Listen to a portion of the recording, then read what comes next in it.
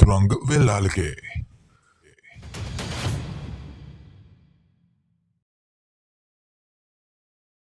අද ඔබ සියලු දෙනා සම්බඳලා තියෙන්නේ අපේ ITEST ප්‍රෝග්‍රෑම් එක ඇතුලේ අපේ ප්‍රශ්නපත්‍ර සාකච්ඡාව තුළ අපේ 12 වෙනි ප්‍රශ්නපත්‍ර සාකච්ඡාවත් සමග. එතකොට අපි මේ දක්වා ප්‍රශ්නපත්‍ර 11ක් සාකච්ඡා කරලා තියෙනවා. ඒතකොට එක ප්‍රශ්නපත්‍රයක කෙටි ප්‍රශ්න 10 බැගින් මේ දක්වා සම්පූර්ණයෙන් MCQ 110ක විවරණය ඔබට ලබා දීලා තියෙනවා. එහෙනම් අපි බලමු අපේ ITEST ප්‍රෝග්‍රෑම් එකේ 12 වෙනි ප්‍රශ්න පත්‍රයට අදාළ පිළිතුරු සාකච්ඡාව කොහොමද ඉස්සරහට යන්නේ කියලා. එතකොට මෙන්න මේ ප්‍රශ්න පත්‍රයට මුහුණ දෙනකොට ඔබට පැහැදිලි වෙන්න ඕනේ මේ ITEST 12 වෙනි ප්‍රශ්න පත්‍රය නිර්මාණය වෙලා තියෙන්නේ ඔබගේ ආර්ථික විද්‍යාව හැඳින්වීම කියන පළවෙනි පාඩම ඇතුලේ අපි කතා කරන මාතෘකාවක් තමයි ආර්ථික පද්ධති.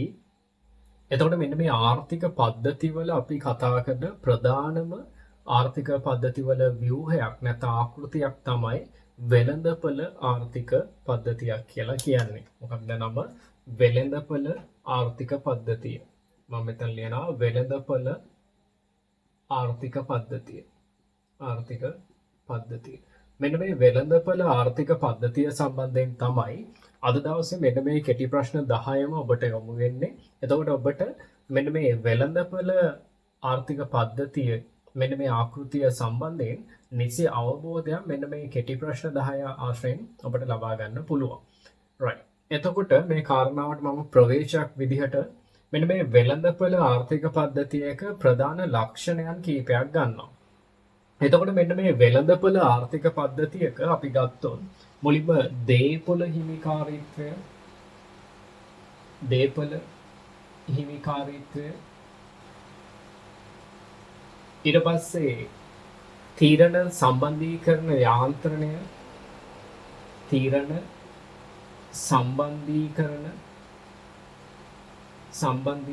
යාන්ත්‍රණය සහ අවසාන ලක්ෂණය විදිහට සානුබල පද්ධතිය. මෙන්න මේ කියන කාරණා සම්බන්ධයෙන් අපි සාකච්ඡාව පටන් ගත්තොත් අද දවසේ ඔබ දන්නවා දැනටමත් වෙළඳපොළ ආර්ථිකයක් කියලා කියන්නේ හැමතිස්සෙම දේපොළ හිමිකාරීත්වය පෞද්ගලික අංශය සතුයි. පෞද්ගලික අංශය. ඒ වගේමයි තීරණ සම්බන්ධීකරණ යාන්ත්‍රණය ලෙස අපි භාවිතා කරන්නේ මිල යාන්ත්‍රණය. ඔබට මිල යාන්ත්‍රණය සම්බන්ධයෙන් සම්පූර්ණ විස්තරයක් YouTube channel හරහා ඔබට ආර්ථික පද්ධති කියන මෙන්න මේ heading එක යටතේ තියෙන වීඩියෝ මාලාව තුලින් ඔබට හොයාගන්න පුළුවන් මිල යාන්ත්‍රණය සම්බන්ධ පුළුල් අර්ථකථනයක් අපි මේ වීඩියෝ තුල සාකච්ඡා කරනවා. ඒතර ඔබ දන්නවා තීරණ සම්බන්ධීකරණ යාන්ත්‍රණය, මිල යාන්ත්‍රණය. ඊට පස්සේ සානුබල අපි කතා කරන්නේ වෙළඳපොළ ආර්ථිකයක ස්වාර්ථය පදනම් කරගත් සානුබල.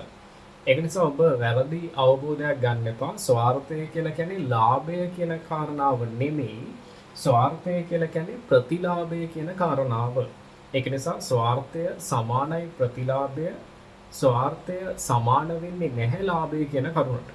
එතකොට මෙන්න මේ කාරණා ටිකත් එක්ක අපි එමු අද දවසේ අපේ පළවෙනි ප්‍රශ්නයට.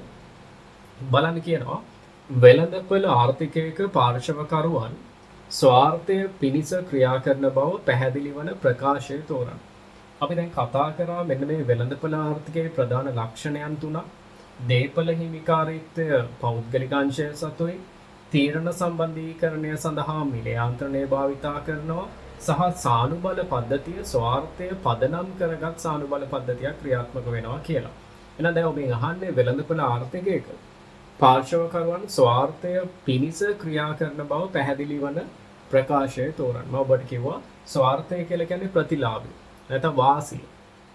එතකොට පාරිභෝගිකයෙක් ඔබ හිතන්න ඔබ වෙළඳපොළකට පාරිභෝගිකයෙක් විදියට යනවනම් ඔබ බලන්නේ හැමතිස්සෙම වැඩිම තෘප්තියක් සහිත භාණ්ඩ හා සේවා පරිභෝජනය කරන්න. ඔබ පාරිභෝගිකයෙක් විදියට බලන්නේ හැමතිස්සෙම ඔබේ තෘප්තිය ඉහළ මට්ටමකින් තියාගන්න.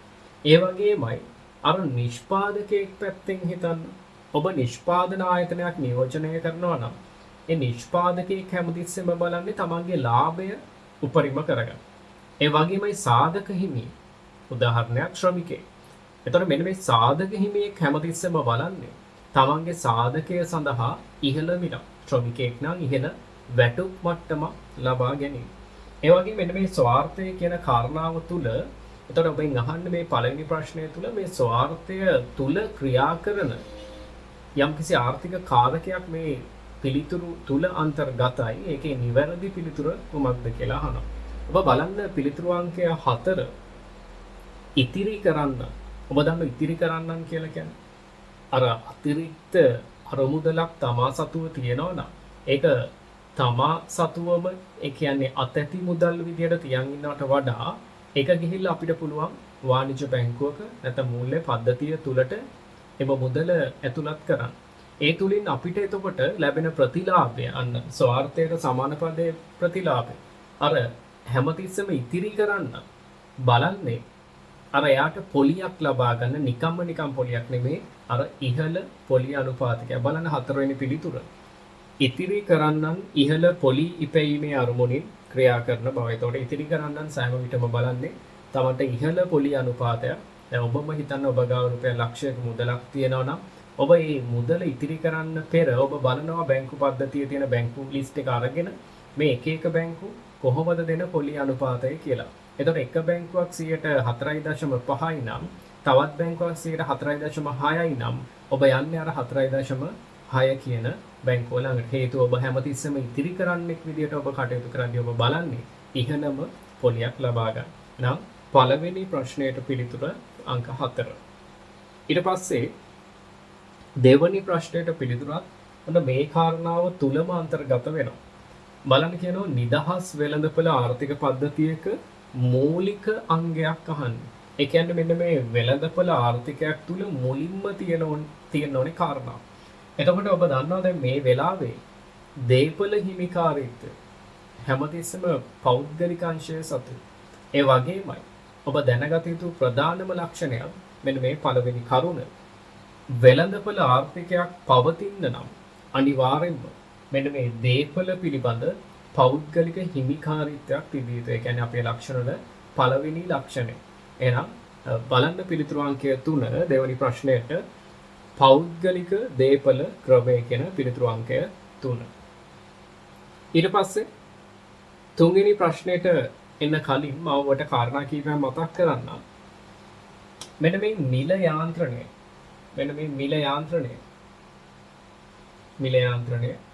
තුල අපි කතා කරනවා මිලෙහි ප්‍රධාන කාර්යයන් තුනක්. හරි. මෙන්න මේ මිල යාන්ත්‍රණය කියන කාරණාව තුල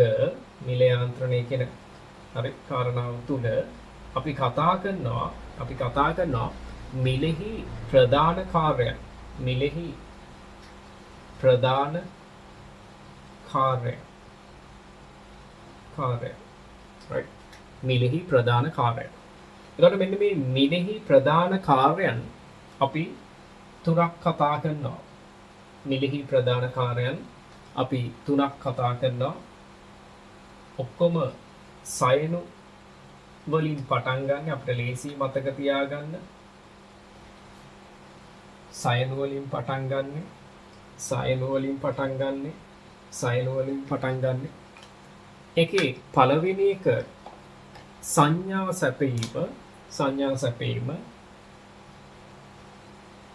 සැපීම ඊට පස්සේ සානුබල සැපීම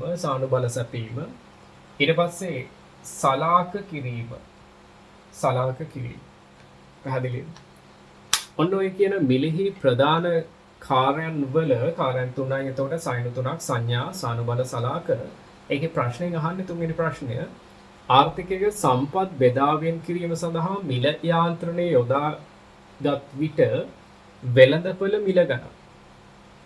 එතකොට මෙන්න මේ සම්පත් බෙදාවෙන් කිරීම කියලා කියන්නේ හැමතිස්සෙම ඔබ හිතන්න උදාහරණයක් විදිහට අර යම්කිසි නිෂ්පාදන ආයතනයක් හරි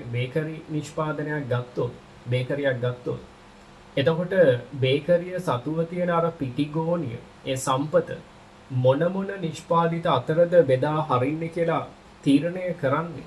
හරි. මෙන්න මේ කාරණාව සම්බන්ධයෙන් තමයි ප්‍රශ්නය අහන්නේ. නැවත ප්‍රශ්න එකපාරක් බලන්න. ආර්ථිකයක සම්පත් අර පිටිගෝණිය බෙදා වෙන් කිරීම සඳහා මිල යාන්ත්‍රණය යොදාගත් විට වෙළඳපොළ මිල ගන්න. ඔන්න මිල යාන්ත්‍රණය කියන එක තුලින් අර පිටිගෝණියේ තියෙන ඒ හිඟ සම්පත අපි බෙදා හරින්න යද්දී වෙළඳපොළ මිල ගණන් වල හැසිරීම.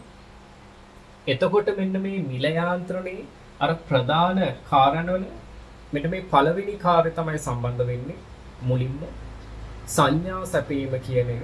එතකොට සංඥා සැපීම තුල අර නිෂ්පාදකයට ඔන්න සංඥාවක් දෙනවා. ඔබ මේ පිටිගෝණියෙන් වැඩිපුරම පාන් වලට වැඩිපුරම පිටි යොදා ගන්න හේතුව පාන් වල ලාභය වැඩි රෝස් පාන් වල ලාභයට වඩා. පැහැදිලිද? එතකොට අර මිල යාන්ත්‍රණය තුලින් මිල ගණන් තුලින් නිෂ්පාදකයට අර සාපේක්ෂව ලාභදායී භාණ්ඩ මොනවද කියලා ඕනේ කරන අර සංඥා සැපීම කරනවා. බලන්න පිළිතුරු අංකය 5 ඉල්ලුම් හා සැපයුම් ප්‍රමාණ පිළිබඳ සංඥා නිෂ්පාදකයන්ට ලබා දෙයි.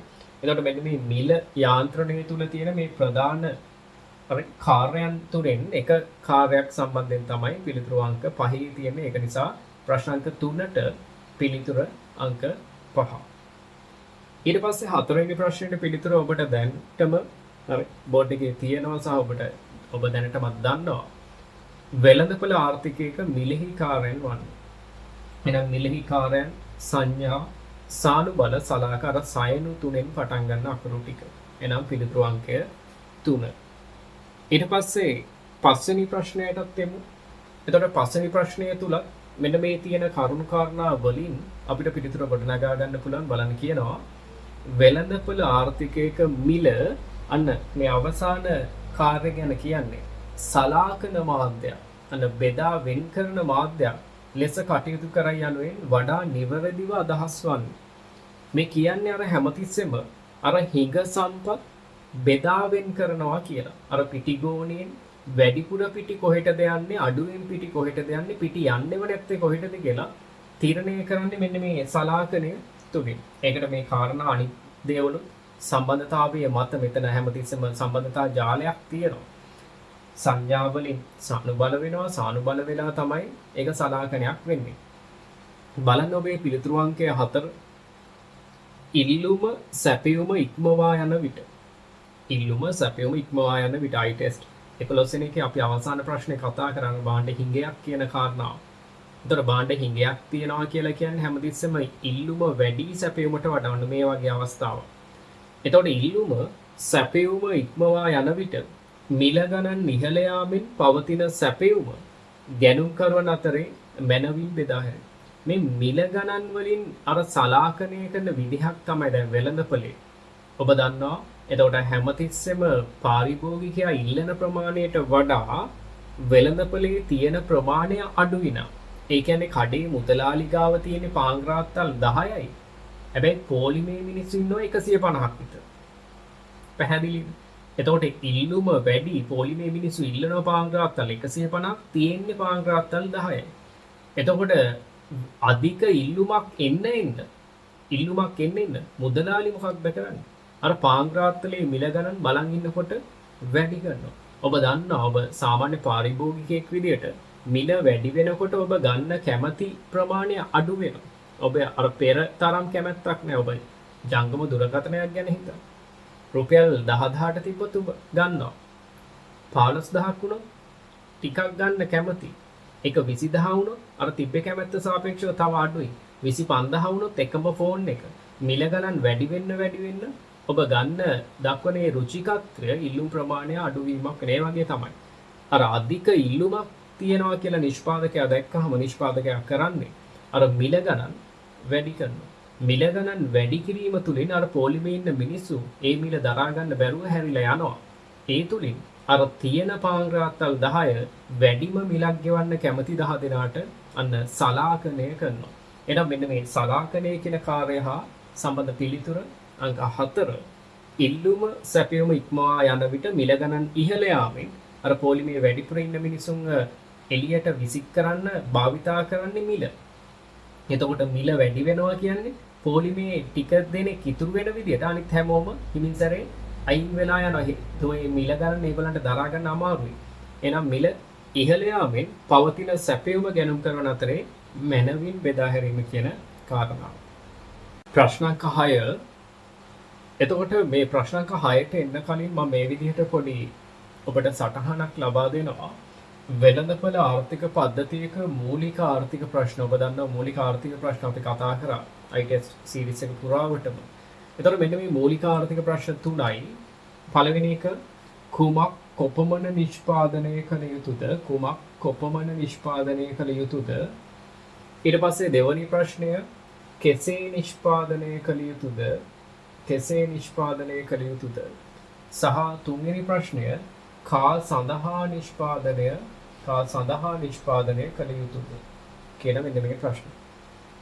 ඒ වගේම ඔබ දන්නවා මේ ප්‍රශ්න වලට අපි තව අමතර නම් කීපයක් අපි සටහන් කරගත්ත කලින් ප්‍රශ්න සාකච්ඡාවලදී කුමක් කොපමණ කියලා කියන්නේ සම්පත් බෙදා වෙන් කිරීම පිළිබඳ ප්‍රශ්නය.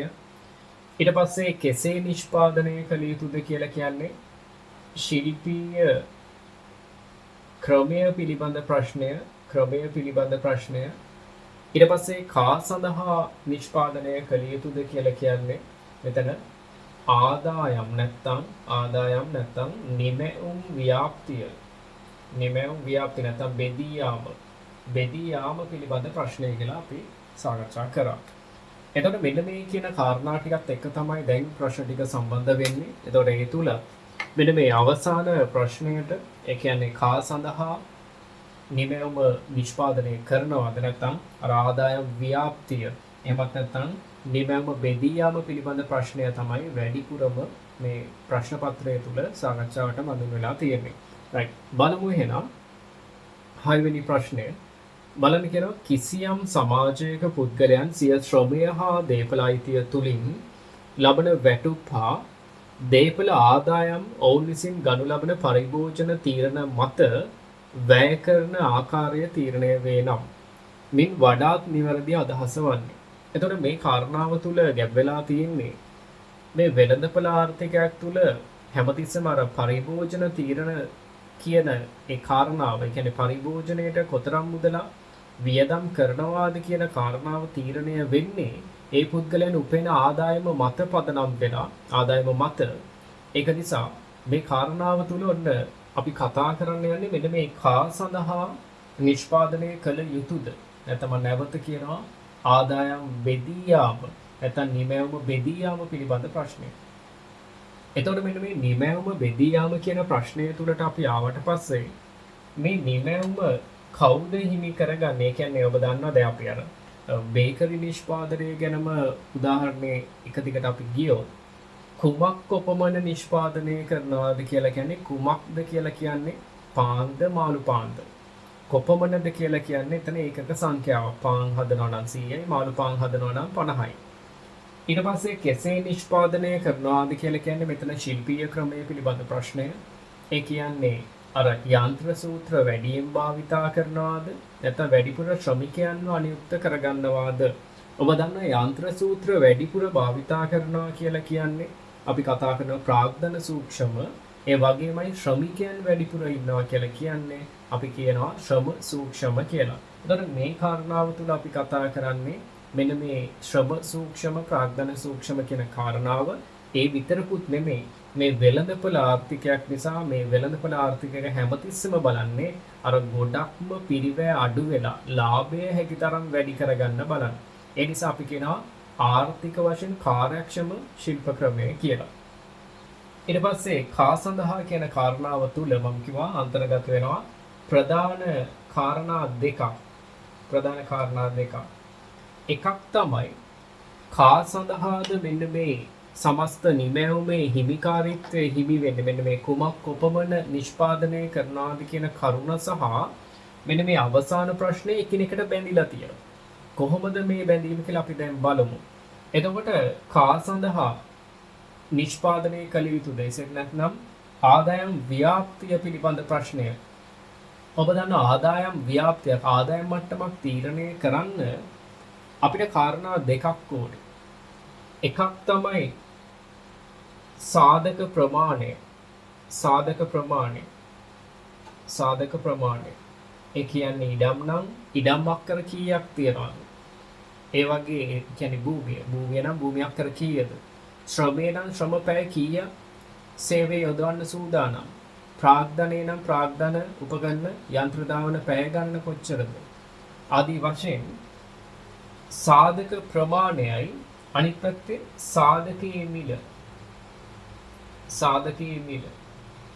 උදාහරණයක් සාධක ප්‍රමාණය කියන්නේ ශ්‍රම සාධකයෙන් සේවා නියුක්ත කිරීමට සූදානම් ශ්‍රම පැය සංඛ්‍යාව නම් එම ශ්‍රම පැයකට ගෙවන වැටුප තමයි සාධකයේ මිල කියලා කියන්නේ. අපිට පැහැදිලි. එතකොට දැන් මේ ප්‍රශ්නය තුල නැවත මම ප්‍රශ්නය කියනවා බලන්න. කිසියම් සමාජයක පුද්ගලයන් සිය ශ්‍රමය හා දේපල අයිතිය තුලින් ලබන වැටුප් හා දේපල ආදායම්. එතකොට මේ ආදායම සමන්විත වෙන්නේ සාධක ප්‍රමාණය සහ සාධකයේ මිල කියන කාරණා දෙකේ ගුණිතයත් එක්ක. ඒ කියන්නේ ඔබට පැහැදිලි වෙන්න ඕනේ සාධක ප්‍රමාණය ශ්‍රම පැය 8ක් වැඩ කරනවා නම් ශ්‍රම පැය 8ක් වැඩ කරනවා එක ශ්‍රම පැයකට රුපියල් 100යි නම් රුපියල් 100යි නම් 8 වැඩි කිරීම 100 එහෙනම් සාධක ආදායම අපිට එනවා සාධක ආදායම 800ක් කියලා. එහෙනම් ඔබ පැහැදිලි කරගන්න ඕනේ මෙන්න මේ කාරණා දෙකේ ගුණිතයක් විදිහට තමයි අර කුටුම්බයාගේ නැත්නම් සාධක හිමියාගේ ආදායම තීරණය වෙන්නේ. එතකොට කියනවා ඒ ආදායම තුලින් වැටුප් හා දේපල ආදායම විසින් හරි ඔවුන් විසින් ගනු ලබන පරිභෝජන තීරණ මත වැය කරන ආකාරය තීරණය වේ නම් මින් වඩාත් නිවැරදි අදහස වන්නේ. බලන්න මේ පිළිතුරු ටික. එරට ජනතාවගේ පරිභෝජනය ඉහළ මට්ටමක පවතී. එරට ජනතාවගේ පරිභෝජනය ඉහළ මට්ටමක පවතී. එතකොට මේ කියන්නේ මේ පරිභෝජන තීරණ හා සම්බන්ධතාවය කොහොමද මේ ආදායම සම්බන්ධතාවය? එතකොට අපි බලමු අනිත් පිළිතුරු ටික. වෙළඳපොළ ආර්ථිකයක ආදායම හා පරිභෝජන අතර තේරීම් සිදු කරන ආකාරය. හරි. යම්කිසි සම්බන්ධතාවයක් තියෙනවා අපි අනිත් උත්තරත් බලමු. විධානගත ආර්ථිකයක ආදායම සහ පරිභෝජන ගැටලු තීරණය වන ආකාරය අපිට පැහැදිලි. අපි දැන් කතා කරන්නේ මේ වෙළඳපොළ ආර්ථිකයක්. මේ පිළිතුර අපිට කෙලින්ම අයින් කරන්න පුළුවන්. හතරවෙනි පිළිතුරත් එමයයි. මිශ්‍ර ආර්ථිකයක කා සඳහා නිපද වේද යන ගැටලුව තීරණය වන ආකාරය එකත් අදාළ නැහැ. හේතුව වෙළඳපොළ ආර්ථික නම් පිළිතුරු අංකය 5 බලන්න. වෙළඳපොළ ආර්ථික ක්‍රමයක නිෂ්පාදිතය බෙදී යාම තීරණය වන ආකාරය. එතකොට හැමතිස්සම අර පුද්ගලයන්ට පෞද්ගලික දේපල හිමිකාරීත්වයක් තියෙන අපි කලින් ප්‍රශ්නවලදී කතා කරේ පෞද්ගලික දේපල හිමිකම තියෙන වෙළඳපොළ ආර්ථිකය. ඒක නිසා පළවෙනි සහ දෙවෙනි පිළිතුරු අපිට ඒ පිළිතුරු වලට වඩා නිවැරදි පිළිතුරු විදිහට පිළිතුරු අංකය 5 ගන්න පුළුවන් වෙළඳපොළ ආර්ථික ක්‍රමයක නිෂ්පාදිතය බෙදී යාම තීරණය වන ආකාරය අපි කතා කරා ආදායම බෙදී යාම නැත්නම් නිමැවුම හෙවත් නිෂ්පාදිතය බෙදී යාම කියන කාරණාව. ඊට පස්සේ හත්වෙනි ප්‍රශ්නය බලන්න වෙළඳපොළ ආර්ථිකය සාධක වෙළඳපොළ මගින් ලබා දෙන මිල සංඥාවන්ට අනුව විසඳා ගනු ඇතැයි සැලකෙන්නේ. ඔබට පැහැදිලි හැමතිස්සම මෙන්න මේ ආදායම තීරණය වෙන්නේ සාධක ප්‍රමාණය සහ සාධකයේ මිල. එතකොට සාධකයේ මිල සාධක ප්‍රමාණය තීරණය වෙන්නේ සාධක වෙළඳපොළ අනුව. ඔබ දන්නවා දැනටම වෙළඳපොළ ආකාර දෙකක් තියෙනවා. වෙළඳපොළ ප්‍රධාන කොටස් දෙකයි. භාණ්ඩ වෙළඳපොළ සහ සාධක වෙළඳපොළ. එතකොට අර භූමිය, ශ්‍රමය, ප්‍රාග්ධනය, ව්‍යවසාය කියන මේ සාධක ටික අපි කතා කරන්නේ මෙන්න මේ සාධක වෙළඳපොළ තුල. එනවා ඔබට පැහැදිලි ප්‍රශ්නය නැවත වෙළඳපොළ ආර්ථිකයක සාධක වෙළඳපොළ මගින් ලබා දෙන මිල සංඥාවන්ට අනුව විසඳා ගනු ඇතැයි සැලකෙන්නේ. වෙළඳපොළ ආර්ථිකය සාධක වෙළඳපොළ මගින් ලබා දෙන මිල සංඥාවන්ට අනුව විසඳා ගනු ඇතැයි සැලකෙන්නේ. පිළිතුරු අංකය 4 ආදායම් ව්‍යාප්තිය පිළිබඳ මෙන්න මේ අපි කතා කරන අපේ වෙළඳපොළ ආර්ථිකයක් තුල අපි කතා කරන තුන්වෙනි මූලික ආර්ථික ප්‍රශ්නය. එනම් පිළිතුරු අංකය 4. ඊට පස්සේ 8 වෙනි ප්‍රශ්නය වෙළඳපොළ ආර්ථිකයක නිමැවුම බෙදී යාම පිළිබඳ ගැටලුව විසඳා ගැනීම. මේ කාරණාවලට ප්‍රවේශ වෙනකොටම කිව්වා මේ ප්‍රශ්න පත්‍රයේ පුරාවටම වැඩි අවධානයක් මෙන්න මේ අවසාන ප්‍රශ්නයත් එක්ක තමයි මේ සම්බන්ධතාවයේ දිව යන්නේ. නැවත අහනවා වෙළඳපොළ ආර්ථිකයක නිමැවුම බෙදී යාම. ඒ කියන්නේ කා සඳහා නිෂ්පාදන නැත්නම් ආදාය ව්‍යාප්තිය මේ සමාන පද අනිවාර්යයෙන් ඔබ අවබෝධයක් තියාගන්න. එහෙනම් නිමැවුම බෙදී යාම පිළිබඳ ගැටලුව විසඳා ගැනීම හැමතිස්සෙම කොහොමද වෙන්නේ? පිළිතුරු අංකය 2 බලන්න. සාධක මිල ගණන් මත සාධක වෙළඳපොළ මගින් තීරණය වීමක් වෙනවා. අර කලින් ප්‍රශ්න අපි කතා කරා සාධක වෙළඳපොළ හරහා තමයි මේ ප්‍රශ්නේ විසඳෙන්නේ. එහෙනම් ඒ වගේමයි සාධක මිල ගණන් ප්‍රමාණයන් මෙතන අන්නන සම්බන්ධතාවයක් තියෙනවා. පිළිතුරු අංකය 2. ඊට පස්සේ ඔන්න 9 වෙනි ප්‍රශ්නය බලන්න කියනවා. කා සඳහා නිෂ්පාදනය කරනවාද යන මූලික ආර්ථික ප්‍රශ්නය. ඒ කියන්නේ මෙන්න මේ අපේ 3 වෙනි මූලික ආර්ථික ප්‍රශ්නය කියනවා. හරි. පිළිබඳ පහත් ප්‍රකාශ ඔබට ඉදිරිපත් කර තිබේ. ඔබ එකඟ නොවන ප්‍රකාශය අහන්න. ඒතර ඔබෙන් අහන්නේ මෙන්න මේ කා සඳහා නිෂ්පාදනය කරනවාද කියන ප්‍රශ්නය සම්බන්ධයෙන් යම්කිසි ප්‍රකාශ කීපයක් ඔබට ලබා දීලා තිනවා. ඔබට එකඟ විය නොහැකි ප්‍රකාශය කුමක්ද කියලා අහනවා. එතකොට අපි පිළිතුරු අංක 5 ඉඳලා ඉදිරියට එමු. බලන්න 5 වෙනි එක. මෙව ප්‍රශ්නය ආදායම් බෙදී යාමේ ප්‍රශ්නය ලෙස හඳුන්වනවා. ඔබ දන්නවා අපි ලියාගත්තා. එන එක හරි. ඊට පස්සේ 4 වෙනි එක සමහර ආදායම. ඒ කියන්නේ සමස්ත ආදායම කියන කාරණාව. සමස්ත ආදායම කවුරුන් අතර බෙදී යනවාද යන්න මෙම ප්‍රශ්නය මගින් විමසා බැලේ. එන එකත් හරි. මේ ආදායම් ව්‍යාප්තිය ගැන අපි කතා කරනවා. ඊට පස්සේ 3 ආර්ථිකයක් විසින් නිපදවනු ලබන භාණ්ඩ හා සේවා කවුරුන් විසින් භුක්ති විඳිනවාද යන්න මෙමගින් සලකා බැලේ. අපි කතා කරා මේකටම කියන නිමැවුම බෙදී යාම කියන. ඒ කියන්නේ අර කුමක් කොපමණ පාන් රාත්තල් නම් කොච්චරක් හදනවද මාළු පාන් නම් කොච්චරක් හදනවද මේ කාරණා ටිකේ ඒ සම්බන්ධතාවය තමයි මම කිව්වා මෙතෙන්ට එන්නේ. එතකොට මේ ආදායම මත තමයි තීරණය වෙන්නේ මේ හදන භාණ්ඩ වලින් කොච්චරක් පරිභෝජනය මේ පිටිස් කරනවද කියන කාරණා. එන එකත් හරි. ඊට පස්සේ දෙවනි පිළිතුර මිනිසුන්ගේ වමනා සපුරා ගැනීමට තරම් ප්‍රමාණවත් සම්පත් සම්භාරයක් පවතිනවා. ඒ කියන්නේ වමනා අපි දන්න අසීමිත. ඒ අසීමිත වමනාවලට වමනා වෙන ප්‍රමාණය. ඒ කියන්නේ සපුරා ගැනීමට තරම් සම්පත් සම්භාරයක් තියනවා කියන්නේ වමනත් අසීමිතයි සම්පතුත් අසීමිතයි. අර හිරු එළිය වර්ෂා ජලය ස්වභාවික වාතය වගේ අනිත් සියලුම සම්පත් ටිකත් අසීමිත නම් කියනවා. මෙය එතරම් වැදගත් නෑ. ඔබ දන්න මේ මූලික ආර්ථික ප්‍රශ්න බිහි වෙන්න හේතුව තමයි තේරීම. තේරීම වෙන්න හේතුව තමයි හිඟකම්. එතකොට මූලික ආර්ථික ප්‍රශ්න ඉන්නේ මූලිකවම අර තේරීම කියන කාරණාව තුලින් ළඟම ඉන්න කෙනා හරි තේරීම. තේරීමක් හටගන්නේ අර සම්පත් හිඟවීම සහ විකල්ප භාවිත කියන කාරණාවත් එක්ක. එතකොට සම්පත් හිඟවීම කියන තර්කේ බිඳෙනවා නම් ඒ කොන්දේසි කඩ වෙනවා නම් එතන මූලික ආර්ථික ප්‍රශ්න ඉන්නේ නැහැ. ඒක නිසා පිළිතුරු අංකය 2ක් නිවැරදි. ඔබෙන් අහන්නේ එකඟ නොවන ප්‍රකාශ.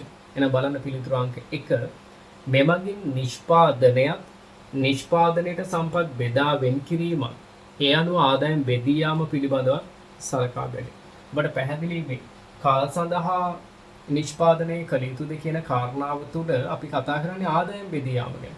නැත්නම් මේ නිෂ්පාදනයවත් සම්පත් බෙදා වෙන් කිරීම ගැනවත් නෙමෙයි. හේතුව ඒ කාරණා ගැන කතා කරන්නේ ඒ ප්‍රශ්නවල.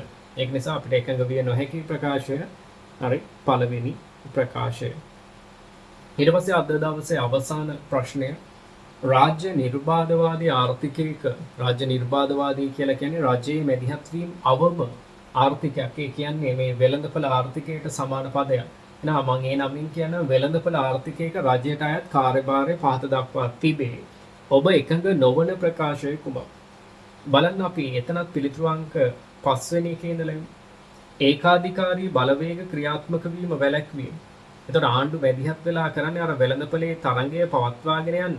ඒකාධිකාරී ආයතන වෙළඳපොළ තුල ආධිපත්‍යයක් ලබාගෙන තියෙනවා නම් එය සීමා කිරීම ආණ්ඩුවේ කාර්යභාරයක්. එනම් මෙය එකඟ විය යුතු සහ මේ ආණ්ඩුවේ කාර්යභාරයන් යටතට ගැනෙන දෙයක්. එනම් මේ පිළිතුර අපිට ගන්න බෑ.